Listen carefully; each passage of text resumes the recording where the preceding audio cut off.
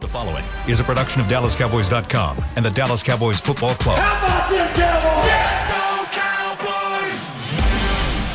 This is Mick Shots. Streaming live on DallasCowboys.com and the official Dallas Cowboys app. Now, here are Bill Jones, Everson Walls, and Mickey Spagnola.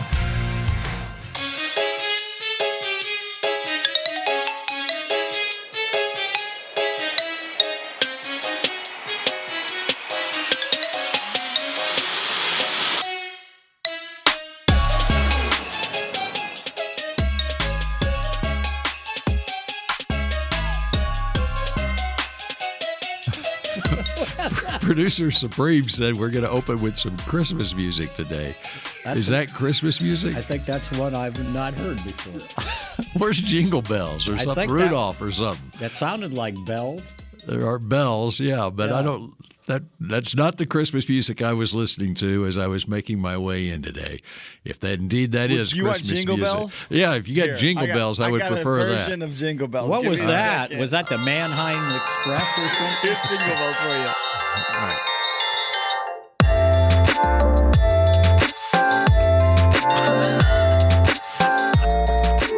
That's not Jingle Bells. Hey, you got to get up with the times there, Bill. This is the new version. Wow. Hey guys, what's going on? What's happening over there? We're trying to play Jingle Bells. Trying to play some Christmas music, and Producer Supreme is failing miserably. Hey, that first song sounded like Pink Panther music or something. Well, we are live inside the SWBC podcast studio, and I was ready to get into the Christmas spirit, and maybe Everson Walls, who's joining us on location somewhere, can get us in the Christmas spirit with his own version of Jingle Bells. Maybe. Hey, Bill. Yes? Bill, did you get my parking space I left for you? I actually Barely. No, I did not get it. In fact, if I would have known you weren't going to be in studio today, I would have gone to your spot, but I didn't know that. So, how you doing, Everson? I'm doing fine, man. Doing fine. Just glad I could join you guys today. Got a lot of stuff to talk about. I know you do, Bill. We missed you yesterday. Well, I missed you too. Had a conflict. And Mickey, we've got a football team arriving on a football field just about 30 yards from us. Yes, and it'll be maybe the only real football practice of the week. This is Thursday here at the Star. And that's when they would put pads on. And both teams had walkthrough practices yesterday. So anything you saw on an injury report was basically a estimation of what they would have done if it was a real practice. So we'll see how things to go, especially in Philadelphia. Yep. In fact, the projected starting quarterback for the Eagles on Saturday was not in Philadelphia yesterday. It's in Starkville, Mississippi for Mike Leach's funeral. Oh, he Gardner was. Minshew, yeah. Of course, he played it for Leach at Washington State. State, I think he right? may have spoke at. I didn't see the funeral. Now, but what do you mean speak. the projected starter? projected by some. The Eagles, little gamemanship going on, I think. Sirianni, I don't know. He recovers fast. And, there's a chance that he can play. And if I'm them, I'm saying the same thing, right? Well, hey, I think he was very choosy in his words. Yes. Hurts was. Yes. He said, I can throw. That's what he said. Yeah. Basically, I can throw. Yeah, that's what he said. I'm sure he could throw, but how well can he throw? That's the difference. And if you're looking at this logically, you've got the team that's leading the NFC East. They're leading the NFL in record, the NFC, and all they need to do is win one game in the last three, and they clinch both things, right? So why would you push the envelope on your MVP supposedly quarterback and send him out there and play when he's got a right shoulder that probably will limit him if he does anything today in practice? I ain't buying it. You're buying. I can't see them. There's no upside to me here for them to let him play, right, guys? I mean, you want to go into the playoffs with Minshew as your starting quarterback? But I also, I think even with Minshew playing, I still think now there's an outside chance, of course, if Jalen doesn't play. Let's say they want to rest him, and let's say their defense has issues with Minshew at quarterback. They could, drop a game or two, and then it could make things a little interesting, right? Especially, of course, like we talked about yesterday, Spag, as long as we keep winning, as long as we keep taking care of business ourselves. Right. So that could be something that can happen, but, I don't know if you want to chance your quarterback getting hurt again. You ran him 17 times against the Bears, right? Do you want to bring him in here to a team that's pretty desperate right now to stay, at a certain level in the playoff hunt? I mean, we're in the playoffs, but we could probably improve ourselves depending on how we finish out the season. Yeah, and I just don't think they're going to take that chance. And if they do play him, they're not going to call 17 running plays, right? Might be a different story in Philadelphia if the Cowboys had beaten Jacksonville on Sunday. No doubt. Yeah. No doubt. Right. They've got some cushion now where they can afford to rest him a week and or rest him. They could afford to rest him 3 weeks, depending on the severity of the injury. And probably depending on how well they play. Obviously. Yeah. If they just get that one win, it could be at New Orleans the next week or the Giants in the last week. And think about now, New Orleans play in Philly, right? I think it may be. Yeah, I think you're right. And think about this. You know how frustrated defensive guys get when they're chasing a quarterback they can't catch. Because if they get him, they're going to give him a little bit extra, right? Yeah, they are. Right? You take out your frustrations and you hit him hard. And when he's running the football, he's got no more protection, right? You ain't sliding if you didn't. He's now a running back. Right. He is officially a running back. So, I mean, I'll guarantee you the Cowboy players will be looking at that. And, it's one of the reasons why in the NHL, it's upper body and lower body injury. That's all you get because they don't want anybody to know what's hurting. And if they know the quarterback's got a bad shoulder and they actually call a quarterback draw, I'll guarantee you they're piling on pretty heavily. And by the way, the Eagles do close at home against New Orleans and the Giants. 2 home games. Yeah. So this is how did the Cowboys get road games like that?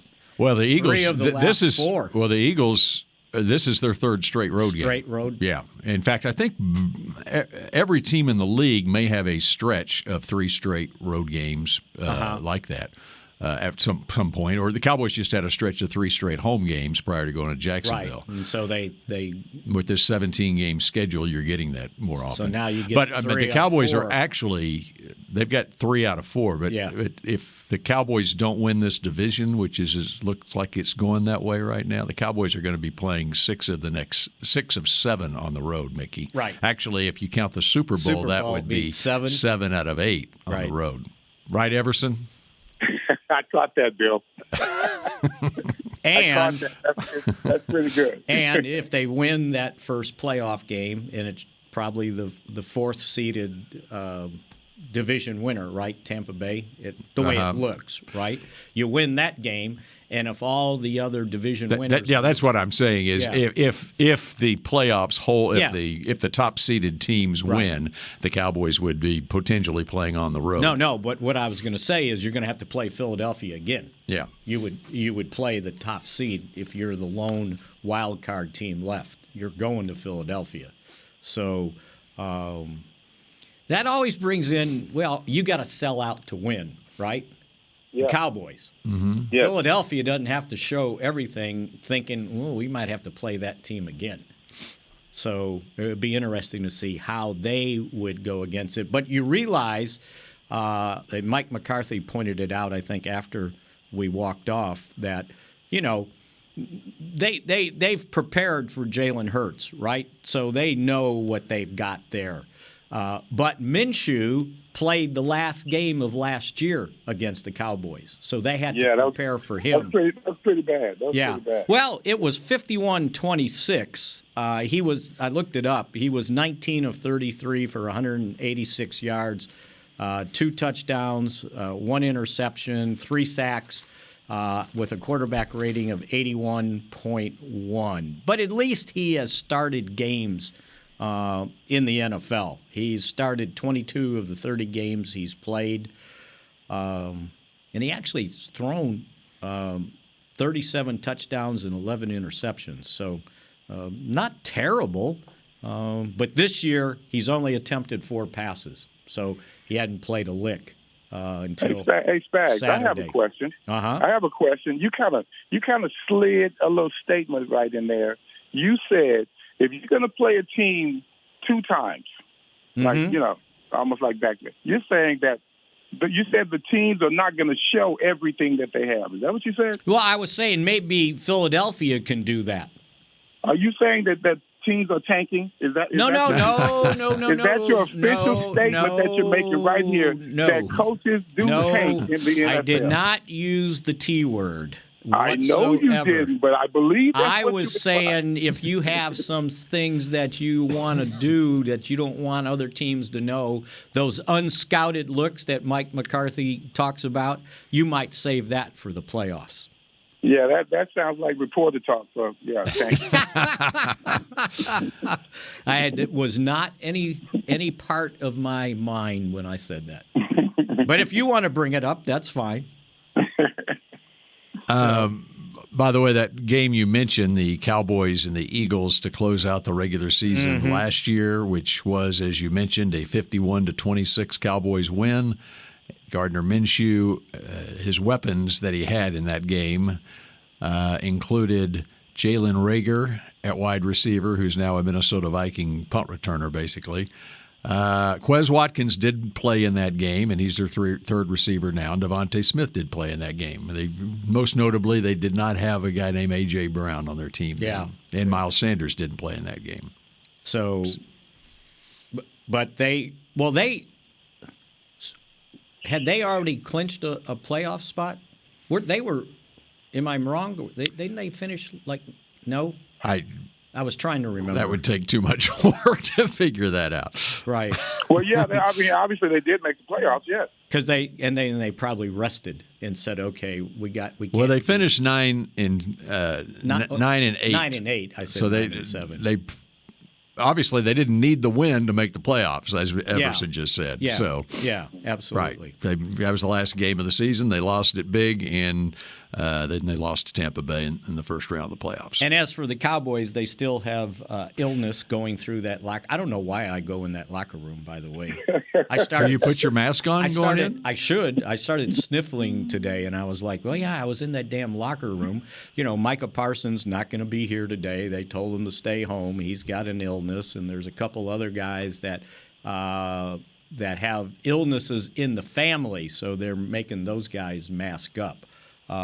So yeah, they just can't seem to get past all that. I think every team and around the country, right? And every family in the country is going through this absolutely. right now. And how do you think these kids are doing? Hey, Spags, you can go in there all you want, but don't go in there and then come back into the studio room, okay? That's right. Okay, gotcha. Yeah, all right. That's right. Well, we had a tour coming through, so you can't see that, but and it's a bunch of kids too, so. But if I've already had the flu, then I can't get it again, yeah, right? Right, yeah. No, I don't think it works that way. Hey, that's a good one, Bill. That takes me back to 2020. That's exactly right, yeah. I think you couldn't get it for 3 months. That's even the NFL followed that, right? With Amari Cooper, didn't he have it, and then he didn't have to get vaccinated, and then in his whether it was 3, whatever the date was on it, and then late in the season, I thought that was COVID. That's what Everson's referring to. 2020. Okay. Yeah. Okay. Yeah. I was looking at my notes. I'm sorry. You got more notes on that legal pad? I got a lot of stuff we got to talk about today, including, and I guess I'm trying to time the break to where you can go out on the. Tease it too. Okay, I'm trying to time it to where you'll get the most benefit from our break by seeing what's on the field. Oh, that's right, because they were. Are we watching the second hand? The second hand looks like we have. We got 6 seconds. 30 seconds. Yeah. T-minus 30 seconds. I was going to say we need to pay attention to the cornerback position. Yes. What they're doing there, because they said it was open competition. And as Everson and I talked about yesterday, it's like, well, how much open competition can you have with 5 guys, right? You got an idea what you want to do. Now you're going to give guys snaps what you're thinking you're going to do. Well, I'm going to go ahead and say that Trevon Diggs will win the competition. Yeah. Okay. Very good. And DaRon Bland will come in second place. Let's be clear. They were open competition was only for the number 2 cornerback position. Let's be clear about that. You know what? Okay. And it might be for the number 3 spot too, as we come back here and talk on Mick shots. All right, in a moment. Okay. The Medal of Honor is our country's highest military award for valor in combat. More than 40 million individuals have served in the armed forces since the Civil War. Fewer than 4,000 have received the Medal of Honor. The National Medal of Honor Museum will be a place to preserve these legacies and inspire America. It's being built right next door to the Dallas Cowboys in Texas. Help us honor our country's greatest heroes. Learn more and get involved at mohmuseum.org. We paid how much for those lessons? Shh, she's doing great. Oh yeah, totally. Can you pass me a Pepsi Zero Sugar? Great job, honey! Oh, look at that. That's not the end. No way. Now it's time for the encore. You know what? You're right. 5 times? Not enough times. For everyone who traded in rock concerts for their kids' recitals, you've compromised enough. Pepsi Zero Sugar. That's what I like. Nobody protects you from mayhem like Allstate. You hear that? I'm a torrential downpour. Torrential? What's that even mean? It means you can't see out of your windshield. And if you have the wrong car insurance, you might have to make it rain to fix your bumper. So switch to Allstate, save money, and be better protected from mayhem, like me. Based on coverage and limits selected. Subject to terms, conditions, and availability. In most states, prices vary based on how you buy. Allstate Bar and Casualty Insurance Company and affiliates, Northbrook, Illinois.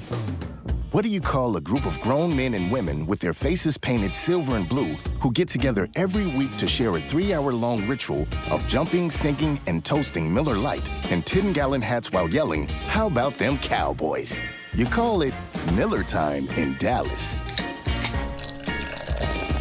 Here's to the Cowboys. Here's to the original light beer. It's Miller Time. Celebrate responsibly. 2021 Miller Brewing Company, Fort Worth, Texas. Back to Mick Shots. K-Post Roofing and Waterproofing, proud partner of the Dallas Cowboys. From corporate homes to your home, have your roof checked by choice, not by chance. Call now, 214-225-4860, and that will be kpostcompany.com.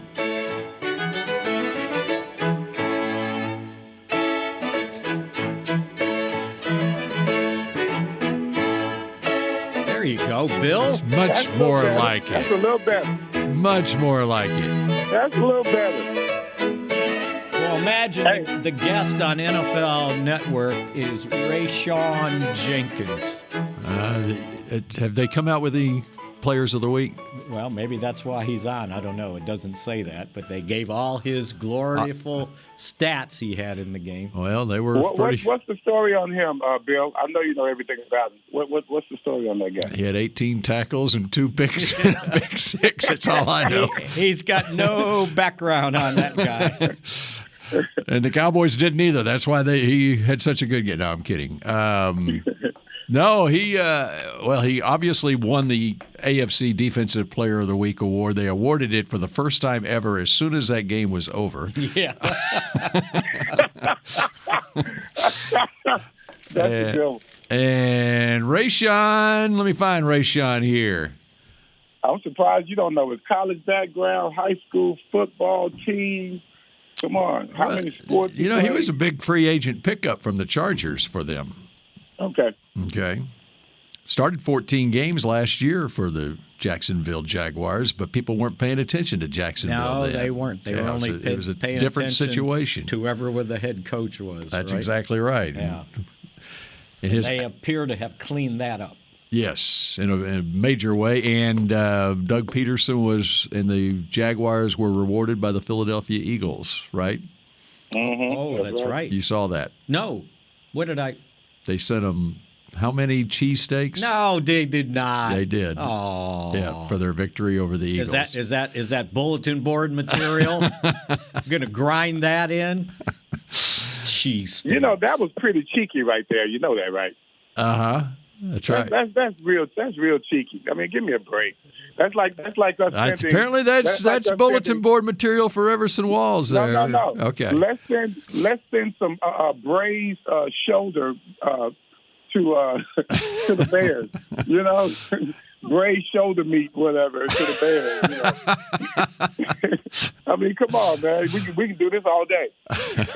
Deep dish pizzas to Chicago. That's right. Mickey, what did you see on the practice field? Very hard to tell. They were still in special team or individual drills, so yeah, not very much. So what? Okay, let's hear your speculation on what they might do at cornerback. See what you think, because Everson and I talked about it yesterday, and I thought they did it a couple plays in the game on Sunday after they decided that Kelvin Joseph, they couldn't put up with that any longer. And it was very rare, but I thought I saw out there when they went maybe 2 tight ends, they kept, and 2 wide receivers, they kept Bland as an outside cornerback. And I'm thinking, and Everson and I had the discussion yesterday, can one guy like that play 2 spots in the same game? Like if Philadelphia just goes 2 wide, could you have Bland out there on corner and then move him into the slot? Or I believe Mullen and Alexander have played in the slot.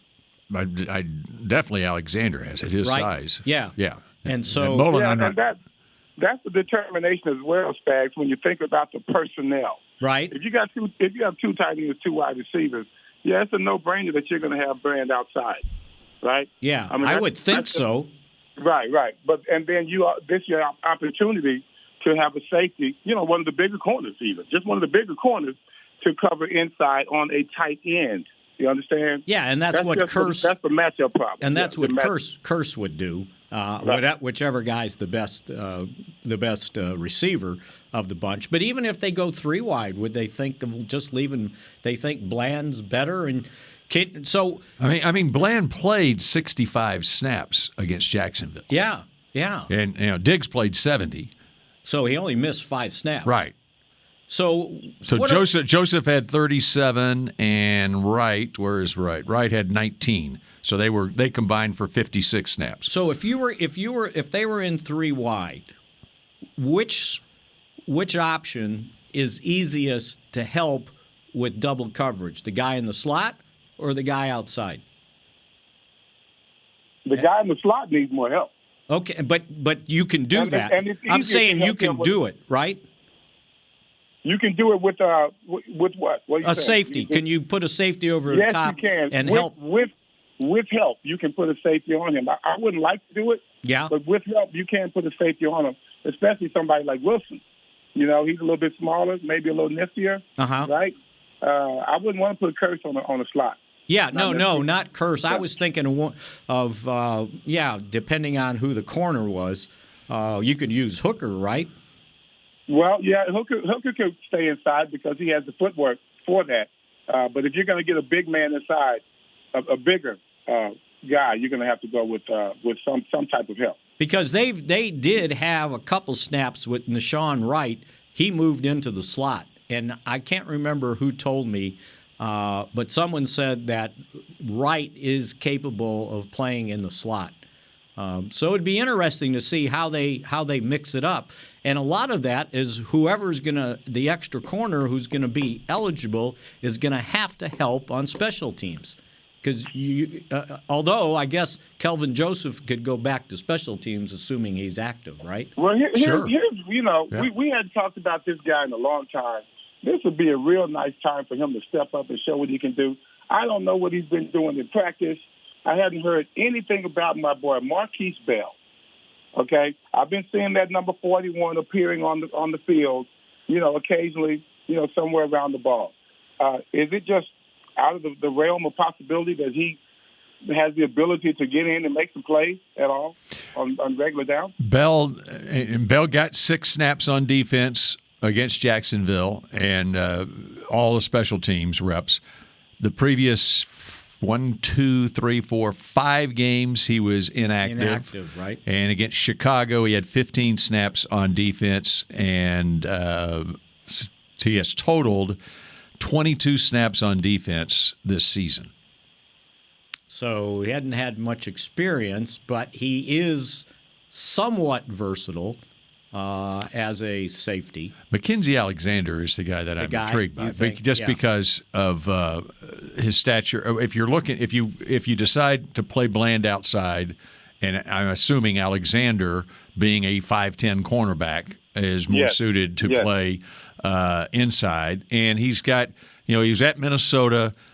He was a second-round pick of the Vikings back in 2016. Was with Minnesota for 4 years. Got signed by Cincinnati.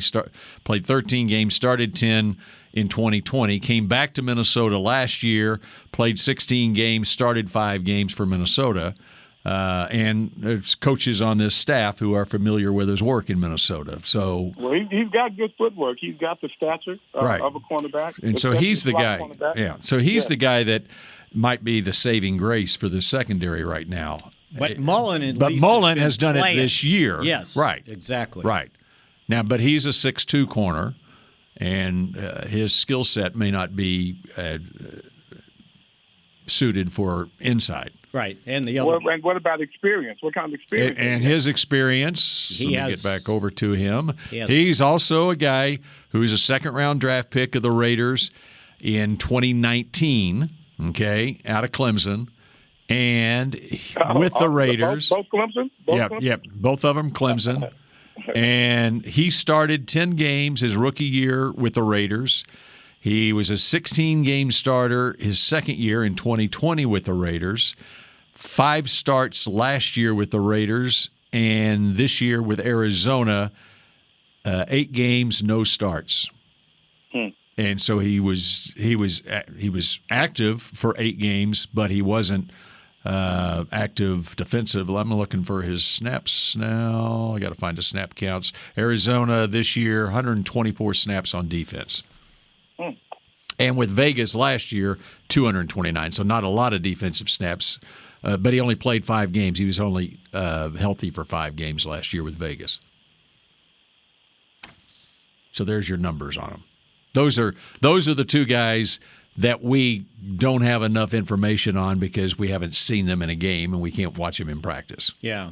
So, but I think that's what we know about their experience in the league. And but those are guys they acquired because they knew they needed help. And they needed they knew they needed help before what happened in Jacksonville on Sunday. So how about this? I just Mike McCarthy kept talking about big plays, big play moments. So I went and looked, and they consider a big play 20 yards or more, run or pass. And when it came to big plays over this season, the Cowboys' offense has 58 plays, run or pass, of 20 yards or more. The opponents have 36, and 6 of those for touchdowns. 28 of them were passing. 28 were passing, 5 were touchdowns. But in the last 2 games, the Cowboys have given up 8 long 20 big plays, in other words. And of those big plays, 7 of them have led to scores. And every one of them, including one against Indianapolis, the game that Brown went out. After he went out, 1 occurred, and all the rest in these last 2 games without Anthony Brown on the field. Now, I'm not saying they were all to his side and whoever was playing there, but the 6 passes of 20 yards or more have all occurred since Anthony Brown went out. So obviously they've got to think they've got to do something in the secondary to help out. And it all by the way, coincides with these last 2 games only having 1 sack. So yeah, I think that has a lot to do with it as well. That definitely has a lot to do. Not just the lack of sacks, right? But the lack of pressure as well. Yes, absolutely. And speaking of Anthony Brown, I don't remember if we talked about this my last time on the show on Monday, but you look at the Cowboys' last 8 games, they've got 6 wins and 2 losses. Right. Both losses in overtime, blowing double-digit leads.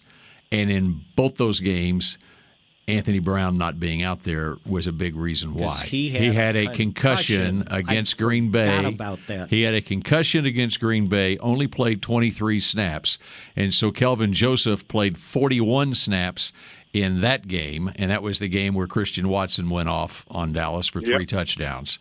And so then Anthony was back for the Minnesota game, the Giants game, and then suffered the Achilles injury against Indianapolis. And, of course, that was a blowout win. The next week he got Houston, and that was a close game, went down to the wire, but Houston's not a threat.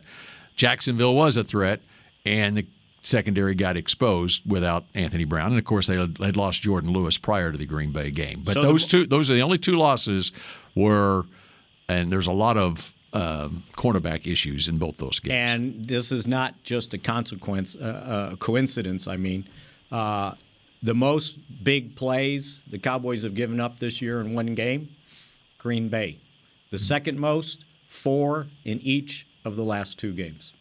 So when everybody's wondering what's going on with the defense, well, you're missing 2 of your top 3 corners. You're missing Jonathan Hankins in the middle. And this last game, all but 5 plays, you're missing your leading tackler in Leighton Vander Esch. And really, you look at the difference in where Philadelphia is right now as far as the makeup of their entire roster and where the Cowboys are right now in the makeup of their roster, what's the injuries that have occurred on the defensive side of the football for the Cowboys in particular right now, and with Terrence Steele at right tackle also. Yes. And you lost Tyron Smith for the bulk of the season until this last week, is Philadelphia's been healthy. That's what it is. Across the board. Their biggest loss so far has probably been Dallas Goedert. Well, they lost Gardner Johnson in the secondary, who was playing great with 6 picks. And that is the only loss, really. And they've had a couple they have so much depth on their defensive line. They've had guys like Jordan Davis was out for a little bit, but in the meantime, they signed Sue and Linval Joseph and Robert Quinn's on IR. Hadn't done anything for them yet. But on their offensive line, as I mentioned the other day, they've only missed 265 snaps from the 5 projected starters on their offensive line this season, while the Cowboys are at 1,246 missed snaps. Thanks to Tyron Smith and now Terrence Steele going down. Absolutely. Hey, now let's be clear about it also, guys. Not only are you missing the bodies, okay? We have the depth. That's okay. But that depth may not have the experience. Well, and that's where we get lost in the shuffle. We can get guys out there who are very capable of playing, but they don't have the experience of playing as starters or getting a lot of playing time during the ball game based on all of these injuries. And Everson, it's when you lose multiple players at the same position, and that's what's hurt the Cowboys at cornerback right now. You can sustain. You got enough depth if you have one guy go down in one position group. You build your team that way. But when you lose 2 of your top 3 corners, now you're playing cornerbacks 4, 5, and 6 on your roster. And the matchup problems continue because you don't have that luxury of matchups. You know, you're going to lose the matchup problem, not just in the ability of how they play, but who you're going up against, but also, once again, the experience in the particular ball game in this situation. You got young guys out there. You know, come on now. We talked about it getting a little tight. You know, things start getting tight. You start thinking a whole different way. Next thing you know, you have no poise. And that's what you worry about. Well, and to be honest, I mean, on the Kelvin Joseph draft pick last year, I mean, this is his second year, and what Trevon do in his second year is a second-round draft pick. He went off. Got 11. That's right. 11. And then Nahshon, now they had multiple third-round picks, And admittedly, they knew he was a project coming along. But when you draft a guy in the top 100 and he was late third round, you're hoping he eventually will be a starter, not necessarily in the first or second year. Well, now they need him to step up in his second. But really, he's into his third year. I mean, it's. But 30. he hasn't played. Hey, let me tell you something. Exactly. Right. He hadn't. At one point, you have to have guys that are going to outkick their coverage. That's right. I mean, and they did that with DaRon Bland. There you go. Thank you. That's one right there. That young man realized his potential early on, and he followed his path. You know, it's other guys can do that. There's a whole bunch of Michael Downs and Everson Walls out there who just not going to believe the hype. You know what I mean? They got enough pride. Well, they're going to go out the way Bland has been doing and just play whoever it is as best as anyone can at cornerback position. Okay, Mickey has more on his legal pad, and hopefully we've got some really good Christmas music coming up next. We paid how much for those lessons? Shh, she's doing great. Oh, yeah, totally. Can you pass me a Pepsi Zero Sugar? Great job, honey! Oh, look at that. That's not the end. No way. Now it's time for the encore. You know what? You're right. 5 times? Not enough times. For everyone who traded in rock concerts for their kids' recitals, you've compromised enough. Pepsi Zero Sugar. That's what I like. Nobody protects you from mayhem like Allstate. You hear that? I'm a torrential downpour. Torrential? What's that even mean? It means you can't see out of your windshield. And if you have the wrong car insurance, you might have to make it rain to fix your bumper. So switch to Allstate, save money, and be better protected from mayhem, like me. Based on coverage and limits selected, subject to terms, conditions, and availability. In most states, prices vary based on how you buy. Allstate Bar and Casualty Insurance Company and affiliates, Northbrook, Illinois. The Medal of Honor is our country's highest military award for valor in combat. More than 40 million individuals have served in the armed forces since the Civil War. Fewer than 4,000 have received the Medal of Honor. The National Medal of Honor Museum will be a place to preserve these legacies and inspire America. It's being built right next door to the Dallas Cowboys in Texas. Help us honor our country's greatest heroes. Learn more and get involved at mohmuseum.org. The season is finally here. For months, we've been gearing up to win. Now it's time for the team that performs on any field, United Ag and Turf. With John Deere Zero Turns for mowing, compact tractors for loading, mini excavators for digging, Gator utility vehicles for hauling, implements for grading, hay tools for baling. United Ag and Turf, for winning. The official Ag and Turf equipment supplier of the Dallas Cowboys. Visit UnitedAgAndTurf.com for more. Back to Mick Shots. Give the gift of the Cowboys this holiday season with a Dallas Cowboys United membership. Gift your super fan an annual fan club membership and fan pack for as little as $20. 'Tis the season. Learn more at DallasCowboys.com/United. I'm You sound like you're reading with a magnifying glass.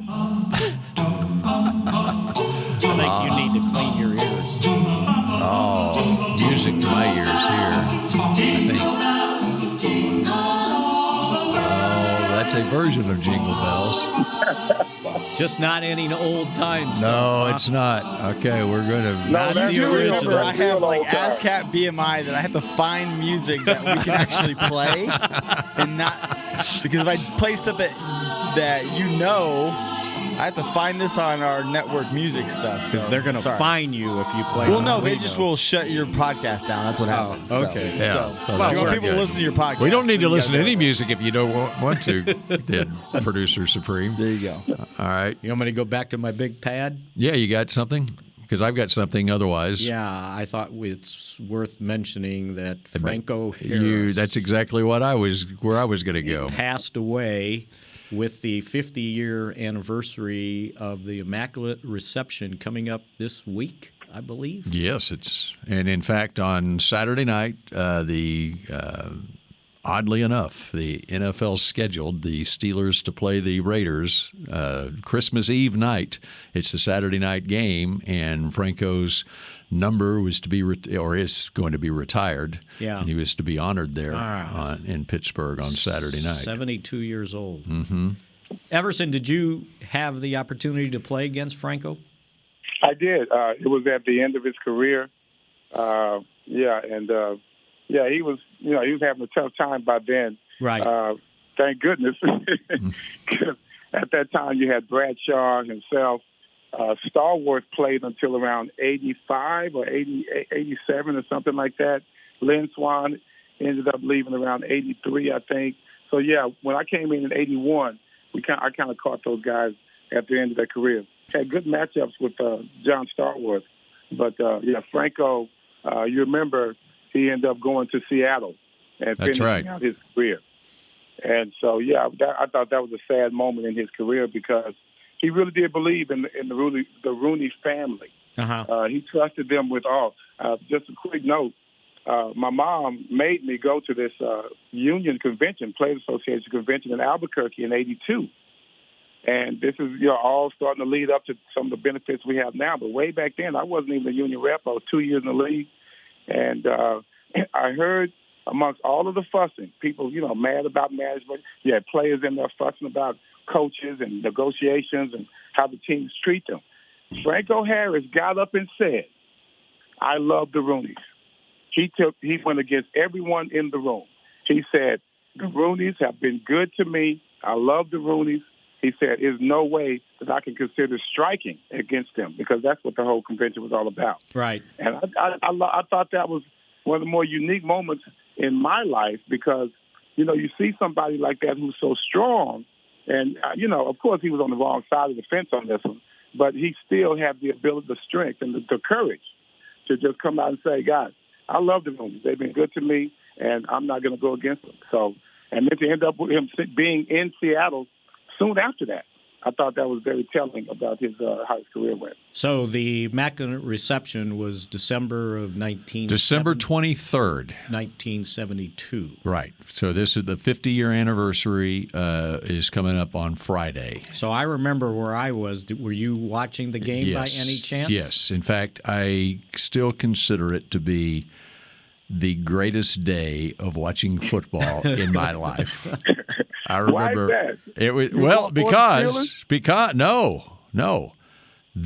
Everson, you remember this, being a Cowboys fan growing up. The Immaculate Reception was not even the greatest comeback that day. It was the divisional playoff round. So this is a playoff game, mind you. Both of these were playoff games. Atlanta? And the early game, the Steelers beat the Raiders on the Immaculate Reception 13-7. The late game, the Cowboys played at San Francisco. San Francisco, that's right. Craig Morton actually started at quarterback, and Roger Staubach comes off the bench. And in the final 2 minutes of that game, Captain Comeback, Roger Staubach throws a touchdown pass to Billy Parks with 2 minutes left in the game. And then Tony Fritsch with a behind-the-back onside kick that was recovered by the Cowboys. And then it was Staubach with the touchdown pass to win the football game for your Dallas Cowboys, 30-28. The Cowboys actually trailed by 15 in the fourth quarter of that game, 28-13. Kicked a field goal in the fourth, and then those two touchdowns in the final 2 minutes to win the game, 30-28. I think that was the game when Larry Cole might have been rolling around on the field. That was the one where Larry Cole was rolling around on the field. So was that the second straight year they beat San Francisco in the playoffs, or did they beat them? Because they beat them 2 years in a row. Okay, and one of them was a lower scoring game. Well, and the Ron Sellers, by the way, was the one who caught the touchdown pass to win the game, right, 30-28. And the year before, the Cowboys won the Super Bowl the year before, right. And that was a playoff game. As I go back here to 71, it was the conference championship game against San Francisco. It was a 14-3 win. So Cowboys then went and beat Miami in the Super Bowl 24-3. So what I remember when they beat them in the second straight year in the playoffs, 72, with that comeback, it cost Dick Nolan his job. Dick Nolan, the former Cowboys assistant coach, was the head coach of the 49ers at the time, and I believe he got fired after that season. And that was my position coach. And then he came back to the Cowboys so he could coach Everson Walls.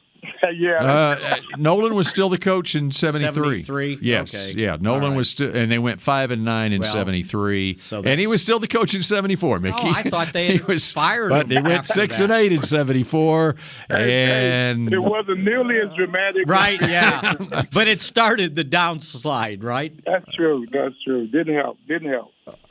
Maybe in 75, Mickey, he was still the coach in 75, and they went 5-9. Well, there I go year. for trying to remember 50 years ago. So finally, Monty Clark became the coach in 1976.